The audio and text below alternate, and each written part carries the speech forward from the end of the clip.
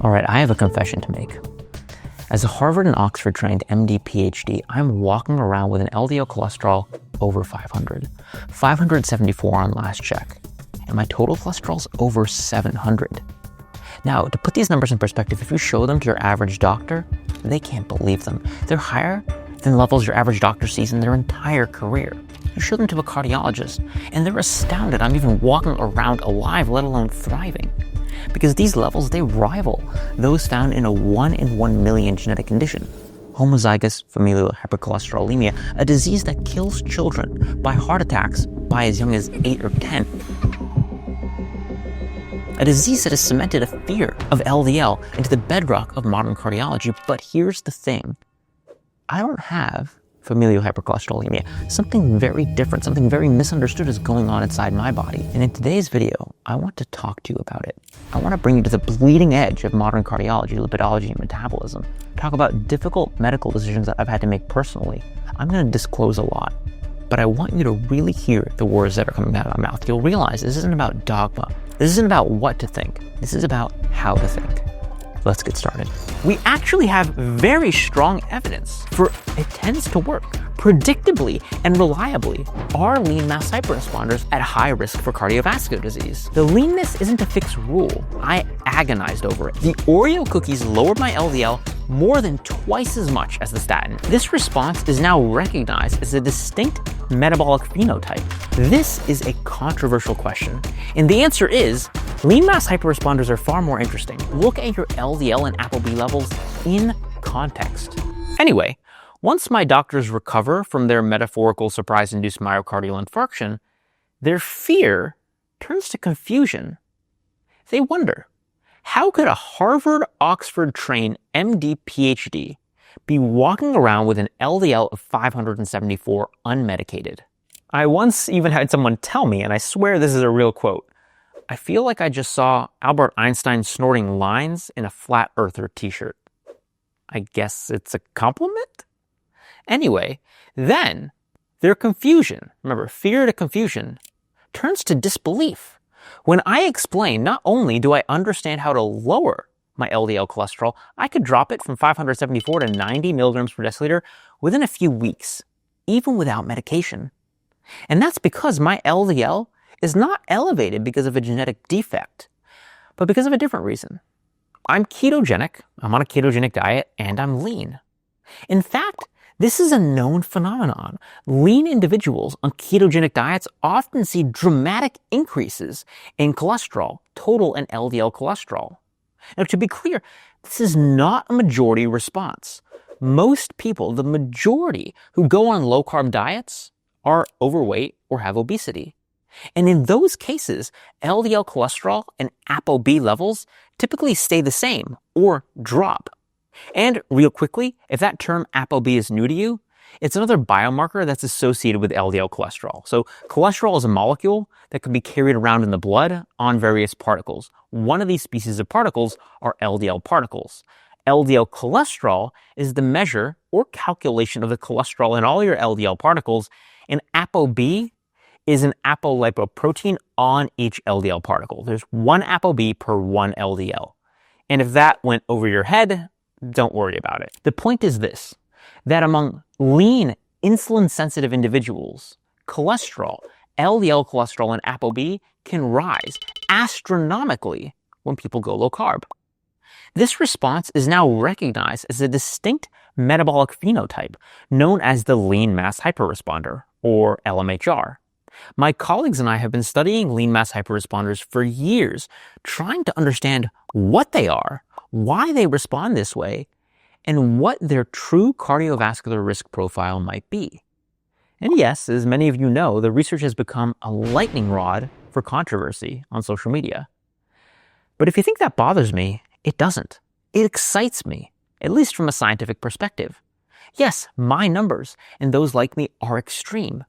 And I've never claimed to be entirely comfortable with them or know with certainty that my condition is safe. I've never made that claim. But the curiosity, the confusion, the skepticism, even the reflexive anger, often an emotion of ignorance, I've seen this from the general public, physicians, academics, And what it tells me, it's actually social data for me, it tells me we're asking the right questions. In fact, if you'll indulge me in a little personal family history disclosure, my dad,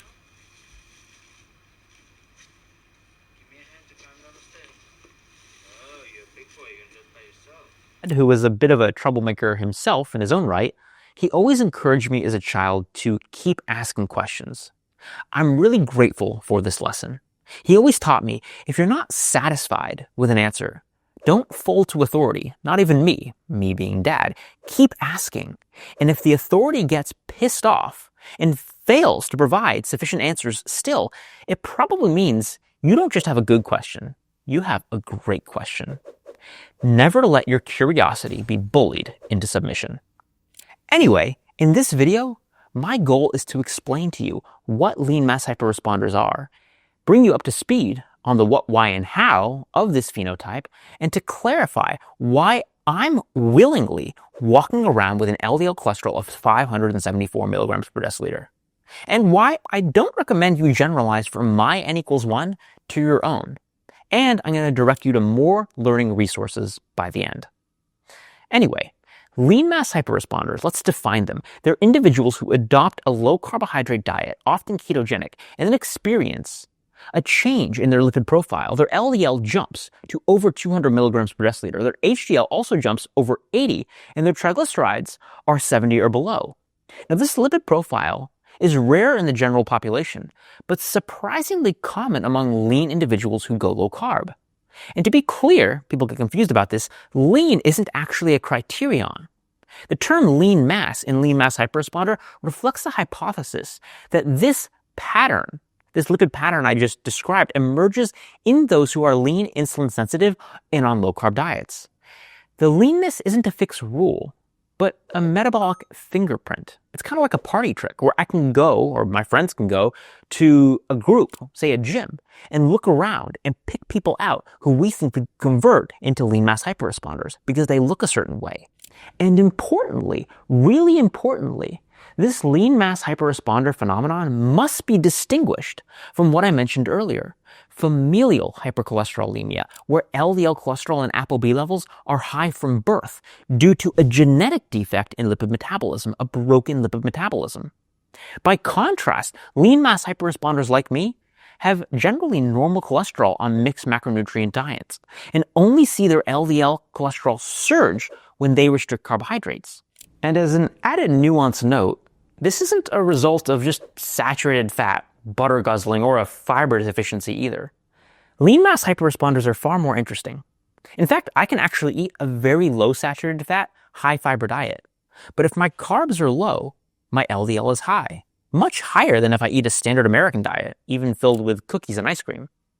In fact, to demonstrate how unique this phenotype is, how unusual it is, I ran a rather famous experiment.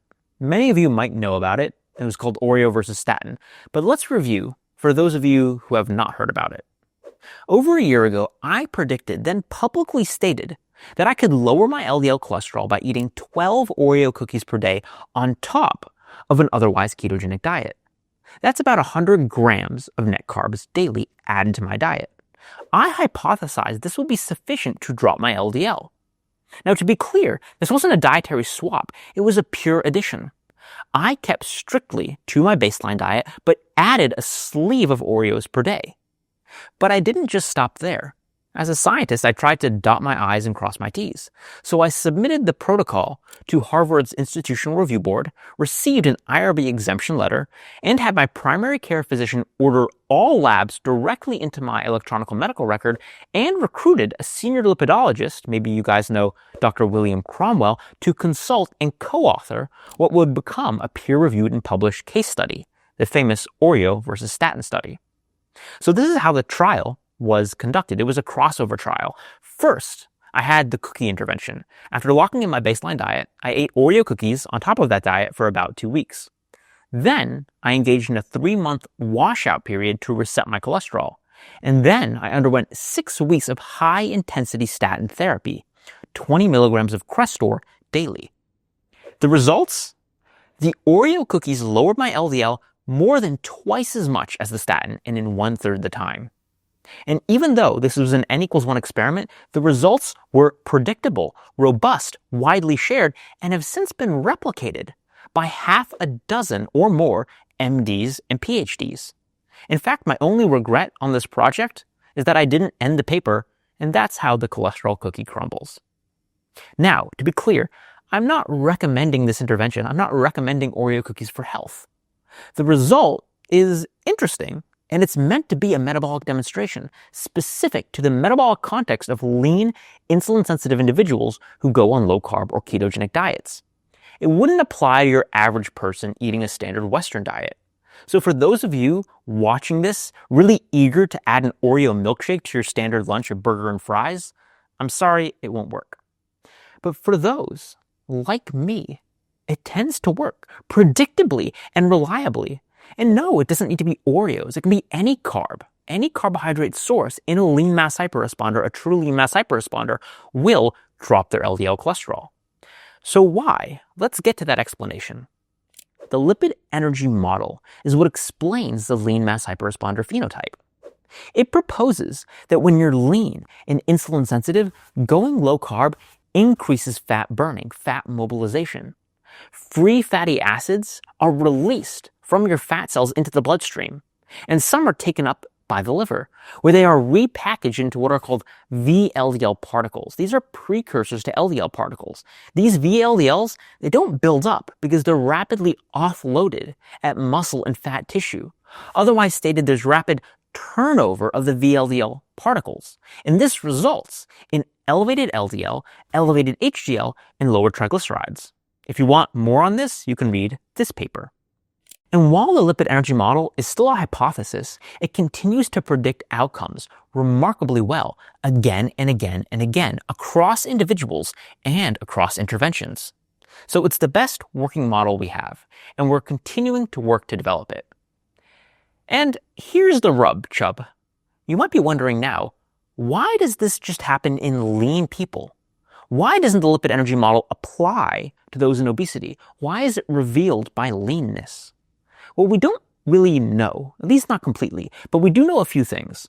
First, lean insulin-sensitive individuals, they tend to ramp up fat metabolism far more effectively than those with obesity when carb-restricted.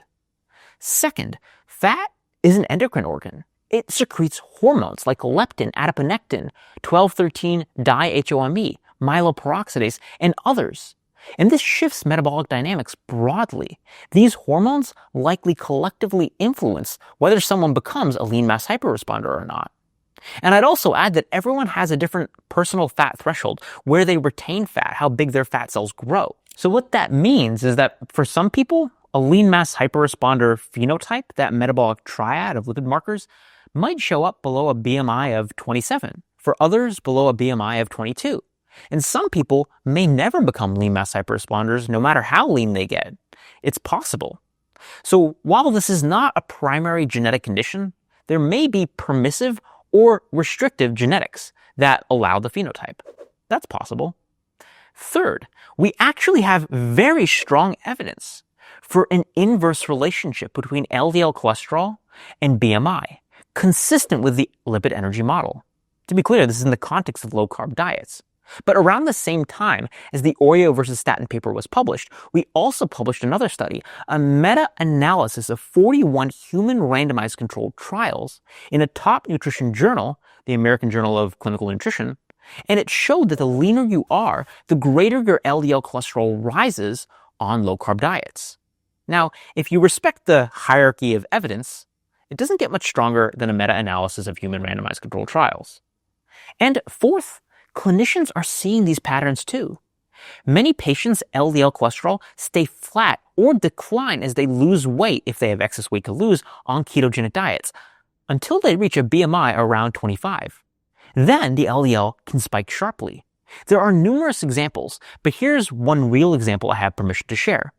My colleague and co-author of many of these projects, Dr. Professor Adrian Sotomota, MD PhD, cared for a 60-year-old male patient with type 2 diabetes. The patient adopted a ketogenic diet, and his BMI steadily decreased from 29.5 to 24.5.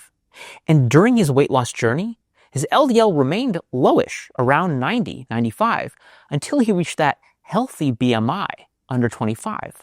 Then his LDL jumped. It more than doubled to 183.4. Shocking, isn't it? I guess bye-bye belly, hello ApoB. So now, the big question, are lean mass hyperresponders like me at high risk for cardiovascular disease? This is a controversial question, and the answer is yes and no. Lean mass hyperresponders don't have a uniform risk profile. Some do show plaque progression, others show no plaque progression, and some even show regression, plaque regression. Yes, this has been confirmed, and if you want to see more on that, see this video. But what is really key is that this variability in plaque progression does not appear to track with the usual suspect, LDL or ApoB levels. Instead, it correlates with pre-existing plaque, which can be detected using tools like coronary artery calcium scans or CAC scans. Coronary plaque, once it's present, tends to feed forward. It snowballs. And that doesn't mean progression can't be stopped or even reversed, but it does mean that LDL cholesterol alone doesn't give a full picture. So if you're serious about addressing your risk, you need to broaden the aperture of your view. Look at CAC scores or more advanced imaging like coronary CT angiography. That's what I've gotten for myself. And even independent of cardiac imaging, you need you and your doctor, to look at your LDL and ApoB levels in context. As any well-informed and learned endocrinologist, a hormone doctor will tell you, there's no normal when it comes to a hormone, just appropriate and inappropriate for the context. A single red or out-of-range marker on a lab report can be tremendously misleading when not interpreted in the context of other markers in the patient's individual personal medical history. And on the matter of cardiac imaging like CAC scores, it's not even controversial science anymore. It's showing up in many mainstream cardiology journals. CAC scores are far better predictors of cardiovascular events than LDL and cholesterol. And if you want more on the science of CACs, you can see this video, totally dedicated to how to interpret CACs. Now, I know many of you who have been following the KETO-CTA drama would crucify me on a cross made of test tubes if I failed to address this study.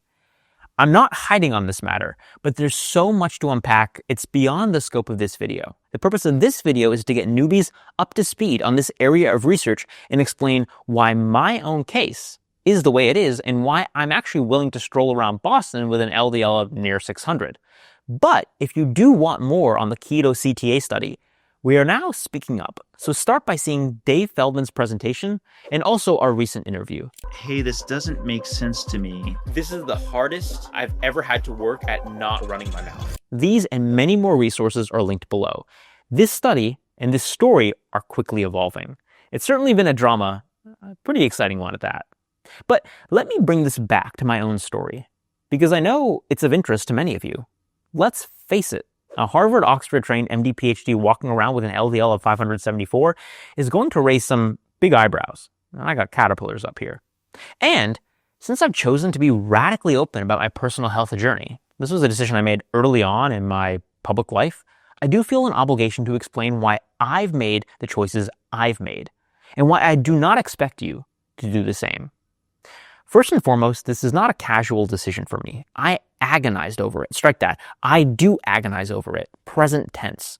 My position is not cemented. I'm open to changing my opinion as new data emerge.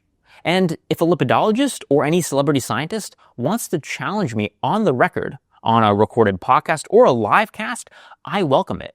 I will eat my pride if the evidence is compelling. Because whether or not you think I have ego wrapped up in the results of our studies, and am thereby biased in my interpretation of the data, I think you'd have a hard time making the case that I'm outright stupid. And only a truly stupid person will put ego before his own life. So why am I not taking a statin or other cholesterol-lowering medication? Because, quite honestly, I'm not convinced it would benefit me. The data for lipid-lowering medications improving outcomes in people like me who are lean, insulin-sensitive, and lean mass hyperresponders on ketogenic diets is entirely non-existent. And generalizing from one population to another is reaching. That's biomedicine 101. You don't generalize from population A to population B if you can help it. So you can say preponderance of evidence all day long, but if the preponderance of evidence wasn't collected in populations like me, it's not all that relevant. And yeah, statins and medications like them, they carry risks. Some known, see this video, and others less understood or not understood. But for me, instead of medicating as the default, I've chosen to just track my own plaque status using imaging. So far, my coronary CT angiography shows no plaque, calcified or otherwise. Now, admittedly, I'm just shy of 30. But with LDL cholesterol as high as mine, 574, many would expect measurable disease. Honestly, if I had homozygous familial hypercholesterolemia, I'd probably be dead. And yet, to date, my arteries are as clean as a whistle. If that changes, I will act, and I'll tell you. But I'm not ready to sign up to take a drug for life that might not help me, nor abandon the ketogenic diet that saved my life from inflammatory bowel disease. And that's not hyperbole. If you know my story, you know I'm not exaggerating. I wanted to interject momentarily. As you can imagine, I thought about this video in composing it. Then I sat on it for months before eventually deciding to release it. Now we're in final edit, and I'm just looking back at it, and I thought I'd actually disclose an experiment that I want to do on myself, a crossover experiment with two different medications, not statins. I have my concerns about statins and PCSK9 inhibitors, but ezetimibe and also bempedoic acid. My understanding of their mechanism suggests to me that they're less likely to have negative effects on muscle, brain, and mitochondrial health, and overall metabolic health. So I'm collecting data on myself to see how these medications impact me. This is an ever-evolving discussion. I am talking with experts in the field to get their perspectives. I'm not shut down on this. I'm not flippant about it. Yeah, maybe I have my biases, but my primary bias is to not die. So this will be an ongoing discussion, but you should just know that I am open to talking with my doctors about different options. Right now, I am not medicated, but that's subject to change. So I will come out with more details on this protocol, what I'm measuring, why I'm measuring it, and you can check out the newsletter link below for more information. Thanks. So critique my choices if you want. I've opened the door to that. I've opened the door to feedback, and I welcome it. Let me be clear. My goal here is not to be the mascot for the LDL denier cult counterculture. My goal is to make the most informed decision I can for me and help others learn to do the same. And right now, I have to make decisions with incomplete and imperfect data. That's suboptimal. It's also reality. So what is my purpose here? It's not to say do as I do. It's not to be your heart health guru. It's not to tell you that your cardiologist is wrong. It's not to tell you that ApoB doesn't matter. My purpose is to bring more authenticity and curiosity to this space. It desperately needs it. I won't pretend my messaging has been perfect.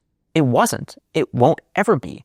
But I care. I hope you believe that and that I'm trying. And I promise you I will continue to try until the day I die, whether that's at 120 or at 35 if I'm really wrong. And yeah, I'm putting myself out there. And yeah, that invites criticism. So to the haters, I say, do your worst. Because I've noticed something. The more people attack in ignorance, the more attention this research gets. The more attention it gets, the more opportunities we have for funding, for collaboration, and for discovery. And if I have to take a few arrows in the back to move this forward, so be it. I invite it. And finally, if you really want more information on cardiovascular disease and metabolic health, I've linked a mountain of resources below, and it's only getting bigger. But one thing I promise you, if you engage with me here and elsewhere, you'll never be starved of thoughtful, evolving content. Stay curious, stay skeptical, stay an independent thinker. I hope this made sense to you.